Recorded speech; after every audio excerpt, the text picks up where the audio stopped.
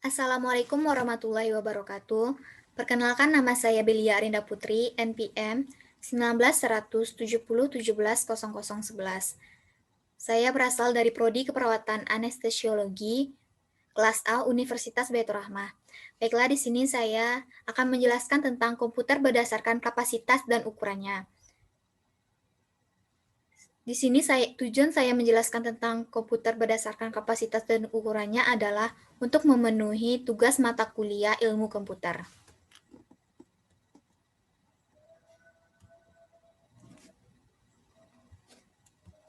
Baiklah, yang pertama yaitu jenis dari komputer berdasarkan kapasitas dan ukurannya, yaitu yang pertama superkomputer, yang kedua ada mainframe komputer, yang ketiga ada mini komputer, dan yang keempat ada mikrokomputer.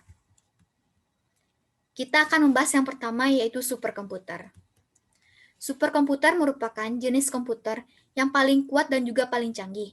Sebuah komputer yang memimpin di dunia dalam kapasitas proses, terutama kecepatan dan penghitungannya. Superkomputer diperkenalkan pada tahun 1960-an, didesain oleh Seymour Cray di Control Data Corporation atau CDC. Komputer ini mampu melakukan triliunan perintah hanya dalam 1 detiknya. Perintah tersebut dihitung dalam floating point operation per second atau disingkat dengan flops. Superkomputer digunakan untuk tugas penghitungan intensif seperti perkiraan cuaca, riset iklim, termasuk riset pemanasan global, pemodelan molekul, simulasi fisik seperti simulasi kapal terbang dalam terowongan angin, simulasi peledak senjata nuklir, dan riset fusi nuklir, dan juga sebagai analisis skrip dan lain-lain. Superkomputer ini biasanya sering digunakan oleh pihak militer dan agensi sains lainnya. Jenis dari superkomputer yang pertama yaitu ada Sunway Taihulai yang diproduksi oleh China, kemampuan kalkulasi sebesar 93 petaflops. Selain itu juga memiliki lebih dari 10,5 juta core buatan lokal dan 40.960 nodes, serta bekerja dalam sistem operasi Linux. Yang kedua ada Tianhe 2 yang dibuat oleh National University Defense Technology atau disingkat NUDT di Tiongkok. Kecepatan dari Tianhe ini yaitu mencapai 33,86 petaflops atau pflop per second-nya. Mempunyai 3.120 core yang terdiri dari 16.000 node komputer dan memiliki prosesor Intel Ivy Bridge. Yang ketiga yaitu ada Titan, yaitu sistem Cray XK7 yang dipakai oleh Departemen Energi Amerika Serikat. Superkomputer ini memiliki kecepatan sebesar 17,59 pflop per second-nya dan menggunakan prosesor NVIDIA. Selanjutnya yang kedua yaitu ada mainframe komputer. Mainframe komputer ini merupakan mampu memberikan proses dan juga penyimpanan data yang cukup cepat, tetapi masih di bawah dari superkomputer tentunya. Dan juga disimpan pada ruangan yang memiliki AC. Komputer mainframe ini juga merupakan komputer yang cukup mahal dan yang sangat mahal dan juga menyedot daya listrik dengan cukup besar. Biasanya perusahaan-perusahaan menggunakan mainframe ini seperti perusahaan perbankan, lembaga pendidikan, dan perusahaan asuransi, yang mana mereka menggunakan mainframe ini bertujuan untuk menyimpan data-data dari pelanggan mereka. Komputer mainframe memiliki prosesor lebih dari satu, dan kecepatan dari prosesornya bisa mencapai 1 GOPS atau Giga Operation per Second-nya. Contoh dari mainframe komputer ini bisa dilihat yaitu ada IBM System 360, yang kedua ada IBM System 390, ada Cray One dari Cray Research, ada Honeywell Bull di PS7. Selanjutnya yaitu yang ketiga adalah mini komputer.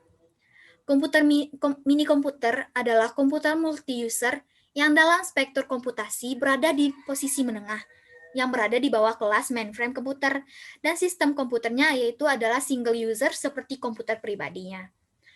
Mini komputer kadang disebut juga dengan mid-range komputer atau juga disebut dengan mid-range system. Mini komputer jenis ini biasa digunakan untuk kebutuhan penyimpanan data dan informasi dalam skala menengah sebagai servernya. Ukuran memori dari mini komputer ini berkisar dari 4 MB sampai lebih dari 128 MB. Dan memiliki konfigurasi operan registernya ada sebesar 8 bit, ada 16 bit, ada 32 bit, dan ada 64 bit. Biasanya mini komputer digunakan oleh perusahaan atau organisasi yang memiliki tujuan tertentu. Contohnya seperti perusahaan yang bergerak dalam bidang produksi sering menggunakan mini komputer ini untuk memantau proses produksinya.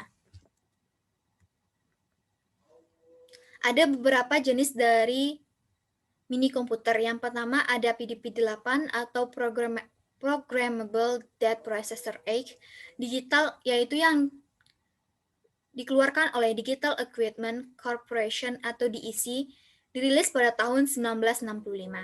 Yang kedua ada PDP-11 atau Programmable Data Processor 11 yang masih dikeluarkan oleh Digital Equipment Corporation DEC yang dirilis pada tahun 1970.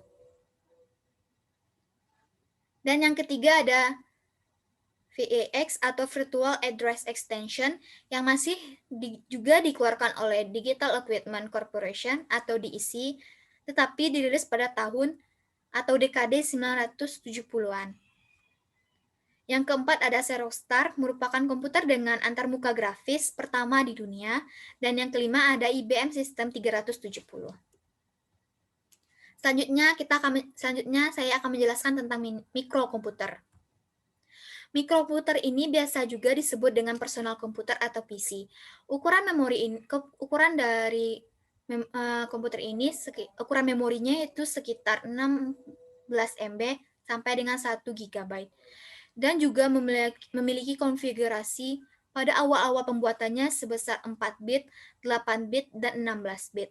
Tetapi dengan seiringnya perkembangan, konfigurasinya terjadinya perubahan, yaitu menjadi 32 bit sampai dengan 64 bit.